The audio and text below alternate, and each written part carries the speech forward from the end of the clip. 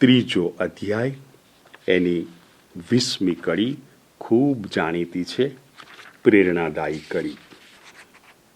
જો હું આંગણે ઊભીને બારણું ખખડાવું છું, જો કોઈ મારો સાદ સાંભળીને બારણું ઉઘાડશે, તો હું તેના ઘરમાં આવીશ અને તેની સાથે જમીશ અને તે મારી સાથે જમશે.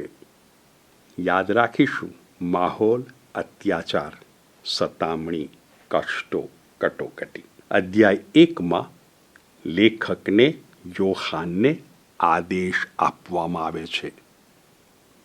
યોહાન, હું તને દર્શન કરાવું છું, બરાબર દર્શન કર, પછી એ દર્શન લખી નાખ. આદેશ આપનાર કોણ? માનવ પુત્ર ઈસુ. ઈસુ યોહાનને આદેશ આપે છે, હું તને દર્શન કરાવવાનો છું, એ દર્શન તું લખી નાખ.